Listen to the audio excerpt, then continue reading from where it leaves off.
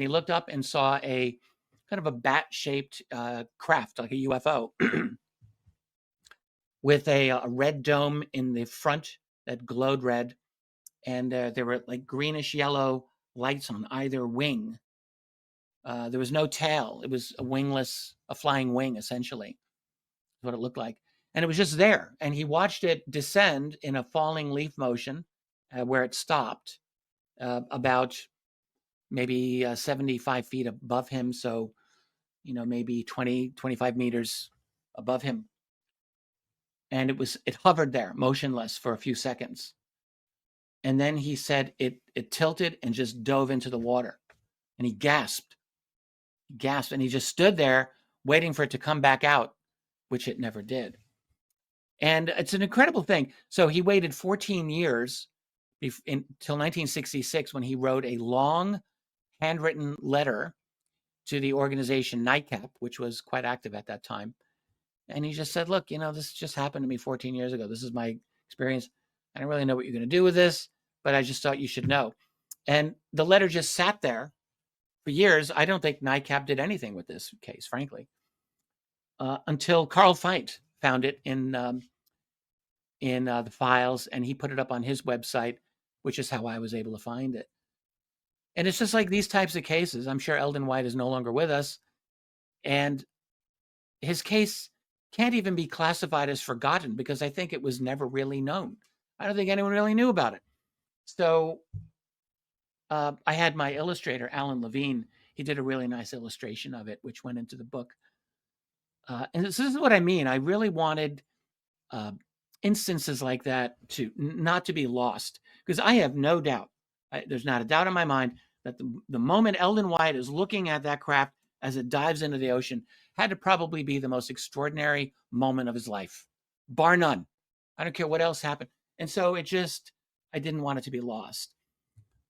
There's so many cases that are just like that, where you've got one or two people or a group of people experiencing some extraordinary thing.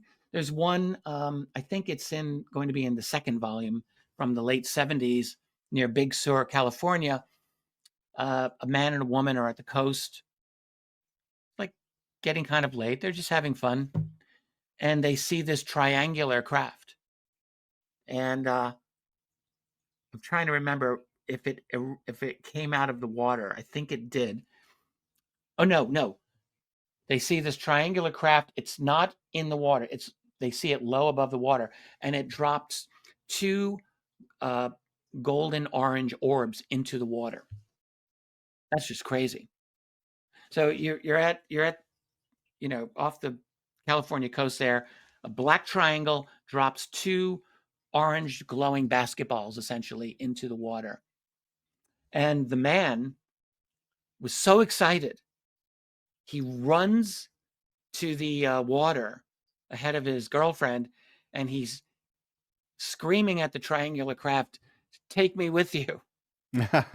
And the craft just takes off like a bat, like just bat out of hell, super fast. And it left this kind of glowing trail. But what I'm curious about is, what were those orange orbs that were dropped into the water? That was a case, I think, that was investigated by MUFON.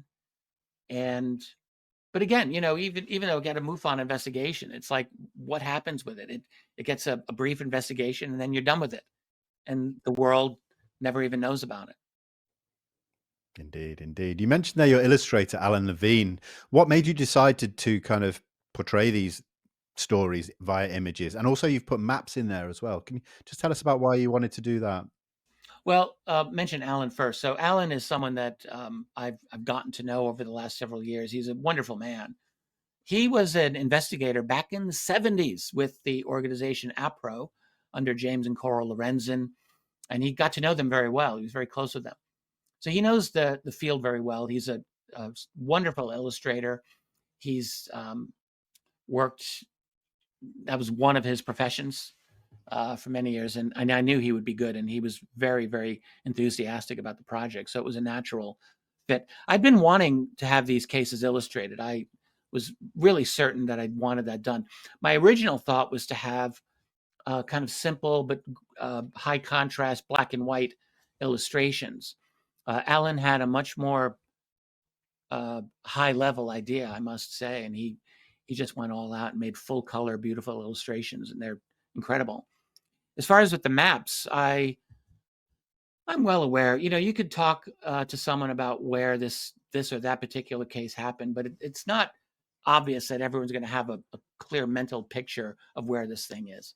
And so I just wanted it to be simple. So I used a standard kind of Mercator style projection map, simple, and I just put a little red drop pin where each one happened.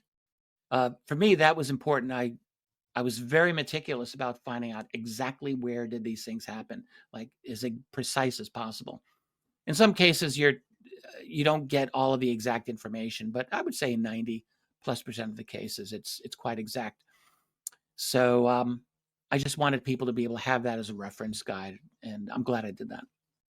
Yeah, I think it's always very effective to have visuals alongside, especially a lot of older stories, some might call them. It kind of does add weight to it. I think it helps It's a to. weakness of mine. I mean, I started working when I began writing books.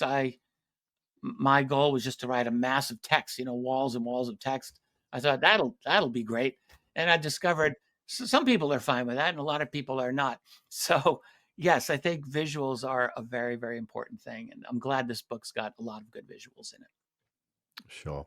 Now, one thing that sometimes unfortunately does crop up in this subject is a lot of people are kind of hyper focused on the here and now. So, they don't really think or to look back historically into what's happened previously. So, what would you say to anybody how this, especially volume one, going back so far, how it fits into the current UAP narrative and why it's important?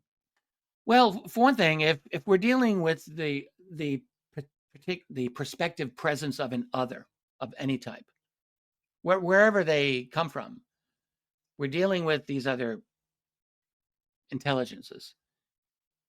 We absolutely would want to know how long they've been here. Like we have to figure this out because it matters. That could affect their motivations, their intentions. If they've been here for 10,000 years and we're confident about it, that means one thing. If they've only just arrived, that means something different.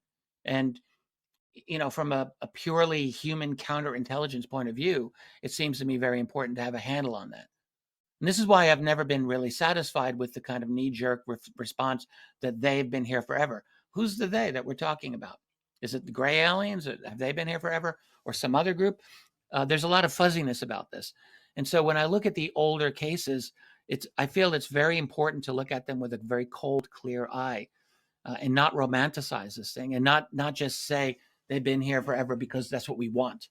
And I do feel like there's some of that in this community. And I don't think it's helpful. I'm not saying there hasn't been a longstanding presence here, but we want to know what is the nature of that presence. So when I look over the long history of this, what I see is, for the most part, a potential long presence that's very low key, a very low key long-term presence. By low key, I simply mean one that it's not in our face. It's not one that people were generally aware of most of the time. People did report wonders in the sky, and in the words of one of the books, a very excellent book on the subject, they did report portents and strange things, but a lot of those are straightforward, meteorites and other astronomical phenomenon. Some of those were unusual. It's not clear to me that people were consciously aware of other beings on a daily basis, up in the skies. I don't think that that's an obvious conclusion. So I want to know, like, what is the behavior of these other beings through the period of time that we've noticed them? What I believe is there's definitely a presence in the oceans in the 19th century, some, and in the early part of the 20th century, and it absolutely jumps exponentially during and after the Second World War. Just like with aerial UFO encounters, so too with USOs. It just goes exponentially after the Second World War. And, we want to understand this behavior, and we want to ask why. What happened? Well, we kind of know generally what happened in the Second World War. We had a massive global convulsion with a lot of technological advancements, and at the end of it, we ended up with nuclear weapons. We understand all of that. So, that's part of, I think, the answer of what's going on here. But we need to have a historical understanding of this, for sure, because we want to at least try to speculate and understand what's their long-term game. What are they doing? I think what they've been doing is they're here for two basic reasons. They're here because Earth is an amazing place which has an incredible variety of life and genetic diversity of all types. We have a super abundance of life here. We're not just scratching out, life. We have life everywhere and in all different forms, in the water, on land. It's incredible. But I think they're also interested in us, without a doubt. I think they are. I'm always really surprised when people will say things like, "Well, why would they possibly be interested in us? We must be like ants to them." And I've never agreed with that. I think that we have the ability, like them, of abstract thought.